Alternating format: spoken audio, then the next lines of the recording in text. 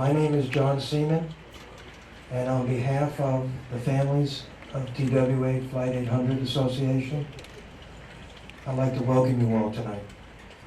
I'd like to thank you for coming to share this day and evening with us.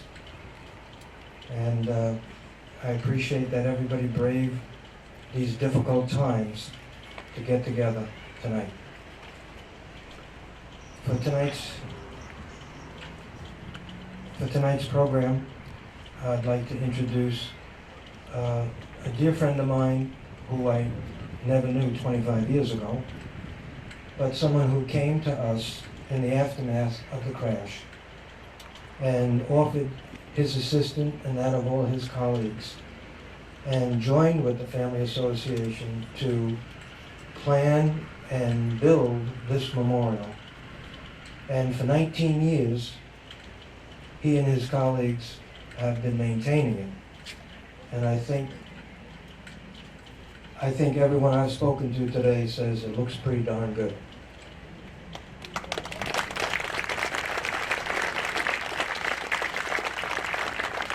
I want to thank everybody for coming tonight. It's been obviously a difficult year and a half that we've been through. It's hard to believe it's been 25 years. And really, we became involved with the Family Association 23 years ago, and it's truly been an honor to be a part of not only assisting the families to help get the memorial built, but also to commit to maintaining the memorial in perpetuity for the families and their loved ones that were on the plane that night. A lot of you have come to me and thanked me of how wonderful the memorial looks, and I wish I could take credit for it, but if you guys can peek your heads out, these are the two that really do all of the work, Vladimir and Masha. So they're the ones that you guys, if you get a chance to thank them for how wonderful the gardens look. So we have a quick program. The memorial's been a labor of love for a lot of people, and it's been a collaboration between not only the families and IGHL, but also Suffolk County, who's been supporting the families for the last 25 years. And I'd like to introduce the presiding officer of the Suffolk County legislature, Mr. Rob Calarco, who's been a strong supporter of the memorial for many years. Thank you, Frank, and I want to welcome everyone to Smith Point Beach, and I want to thank our, first mention, our acting police commissioner, Stu Cameron, is here with us today, as well as our Parks Commissioner, Jason Smagan, and thank them for all the work that they do for our community. And I want to thank all of you for being here today. 25 years ago, a man that I just met this evening, who many of you probably have known throughout the years, and the importance of the first responders in any emergency is invaluable. But I would like to take the opportunity to introduce a former Commissioner of Emergency Management who responded that evening. Was one of the first on the scenes, Mr. David Fischler. Good evening. Thank you for the opportunity to speak to you this evening on behalf of the first responders of this county, our fire, EMS, police, and Coast Guard, who that night came out and responded to an emergency that we've never seen in this country before. As Frank said, at that night, 25 years ago, I was the Commissioner of Fire, Rescue, and Emergency Services for Suffolk County, and I wore the hat of Emergency Manager for the county. As we all know, the unthinkable occurred. Our county professional volunteers and professional career first responders stood up to the challenges that night. An event like this has never occurred in the United States at that point. And we needed to do the right things. Thank you, David. Someone else I've had the pleasure of meeting for the first time this evening, who's been part of the investigation on what happened that evening, has since been retired from the NTSB, but Mr. Peter Goltz was there also. Well, thank you. I'm honored to be here on this somber day of remembrance. And as I look at this most beautiful memorial, my thoughts return to the service we once held here just a few weeks, maybe 2 weeks after the accident. And it was on a night very much like tonight. And leading up to that event, I remember talking to a couple of county fellas and saying, I need a place for, a non-denominational service of remembrance. The families need this. And he said, I've got the perfect spot for you. Smith Point Park. There couldn't be a more beautiful site in the county. And he drove me out here, and and I took a look at it, and I said, this is spectacular. And this is where the service was. If you remember, Father Judge assisted in the service, and it was a wrenching night. But I must say, it was the perfect spot. And in the end, what a beautiful memorial it is. And extraordinary credit goes to you, the families, to the counties, to the private partners who have put this together and will keep it going in perpetuity. It is a lasting memorial, and it's one we can all return to over the years and take some real pride that we're part of putting this together. I wanted to mention a couple of people who are not going to be with us this year. One of them is my former colleague, Bob Francis, who unfortunately passed a couple of months ago. He was vice chairman of the NTSB. He was a colleague of mine. He was an advocate for the families. And there was no investigation that was more important to him than this one. He was an honest public servant, and I'm sorry he's gone. The second individual, of course, is Jim Kalstrom, who died just a short while ago, whose service was yesterday. Now, the NTSB and the FBI didn't always get along. That's the way things are when two agencies have joint responsibilities. But he was here from the first moments. He was a force of nature, and he was a good and decent man. And here with us tonight is his colleague, Ken Maxwell, who was on the floor of the hangar, who worked tirelessly with us. And I appreciate seeing him, and I know many of you know him. He is a good man. And then finally, let me mention Father Judge, who I know that you have honored with a memorial bench here. He was an extraordinary human being, a monk, chaplain to the firefighters. He was there in the worst of times, and the emergency response community of New York City knew him and loved him. And when people were most in pain, Father Judge was there.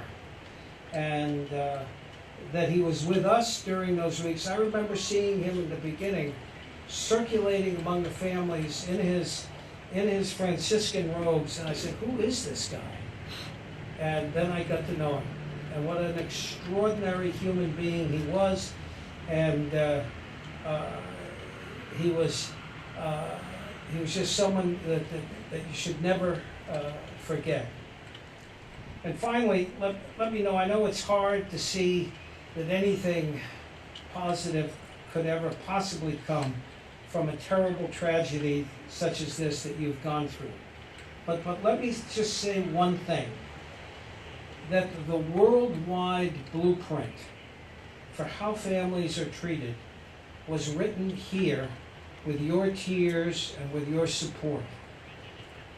Families across the world will never have to face some of the challenges and problems that you had to face.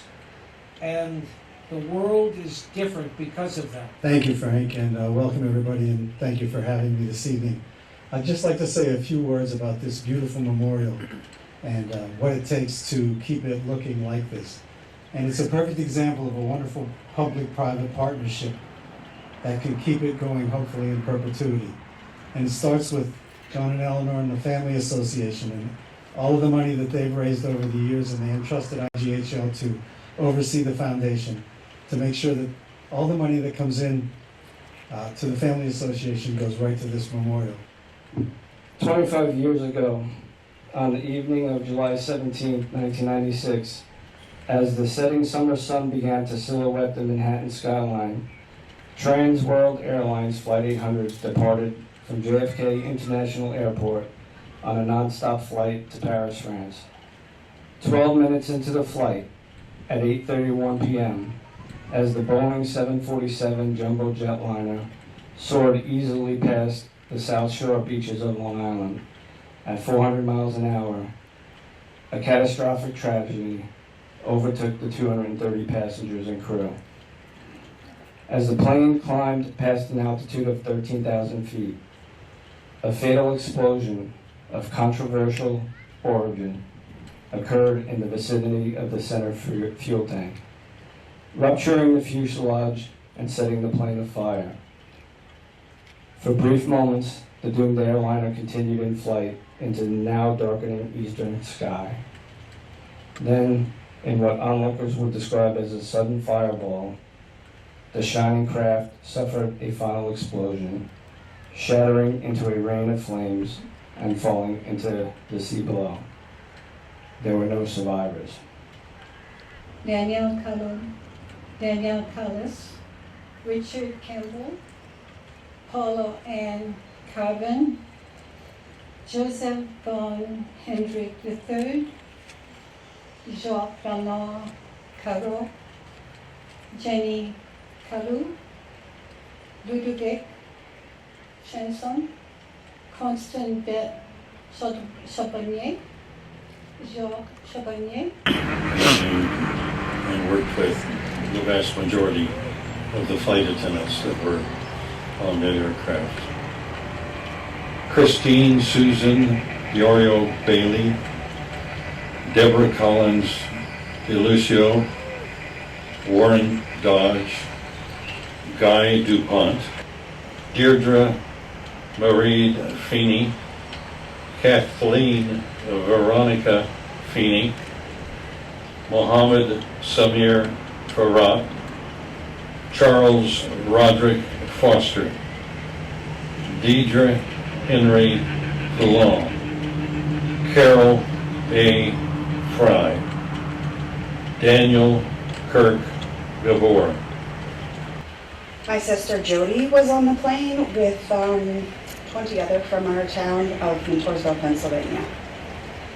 Salvatore Mazzola, Pamela McPherson, Sandra J. Mead, TWA flight attendant, Amy Seekerman Miller, Kyle C. Miller, Jid Miller, Joan W. Miller, Robert P. Miller, Elizabeth S. Miller, Angela Jean Murta, Alicia Carlos Nelson, Twyla Jewel Nelson, Cheryl Lynn Nybert, Margaret Giuliano, formerly of TWA. I worked on the investigation and came to know many of the families.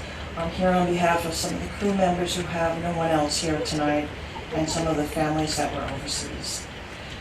Rosario Rolando Perez, Judy E. Penzic, Marion Kersey, Dennis George Price, and Peggy Normel Price.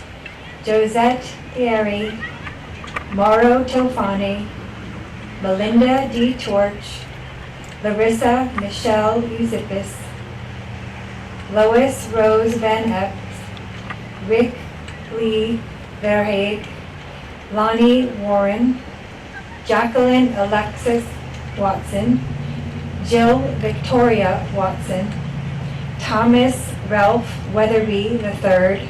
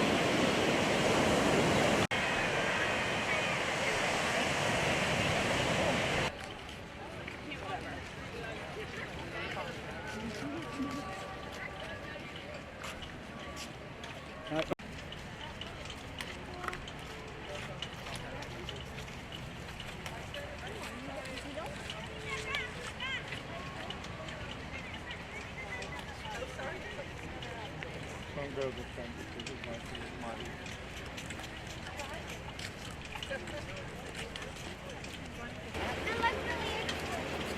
Oh, you're coming out? She's coming out now, so.